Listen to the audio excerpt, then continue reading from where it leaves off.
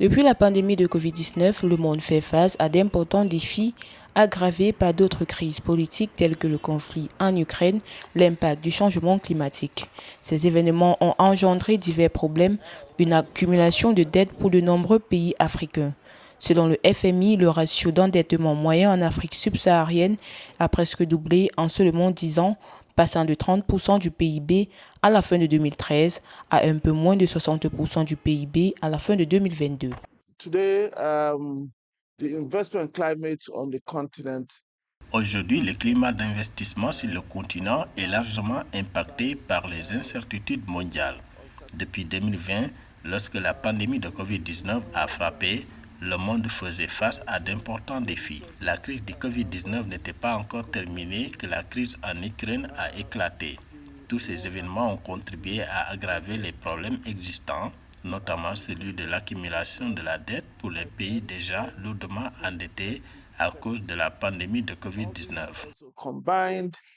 Pour le président de la Banque africaine d'impôt et export, il est possible de réaliser des investissements en utilisant des devises locales en Afrique. C'est pour cette raison qu'Afreximbank a lancé le 13 janvier 2023 le système panafricain de paiement et de règlement PAPS, un nouvel instrument pour les transactions transfrontalières en Afrique. Les investissements intra-régionaux où les pays africains investissent les uns dans les autres offrent des avantages uniques en raison d'une perception du risque différente de celle des acteurs extérieurs.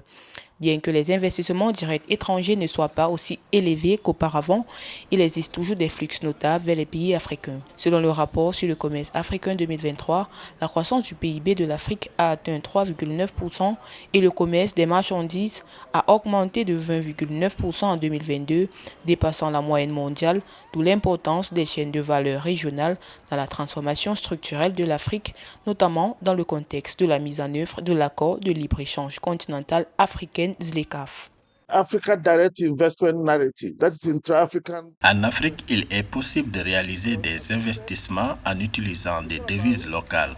Les investissements intra-régionaux où un pays africain peut investir dans un autre pays africain offrent des avantages uniques en raison d'une perception du risque différente de celle des acteurs extérieurs. C'est pourquoi, malgré tout cela, nous observons toujours des investissements directs étrangers dans les pays africains, bien que leur niveau ne soit pas aussi élevé qu'auparavant. Alors que l'Afrique fait face à un climat d'investissement complet, façonné par les incertitudes mondiales, les acteurs concernés doivent collaborer et établir des partenariats stratégiques pour favoriser la stabilité économique et créer un environnement propice à une croissance durable.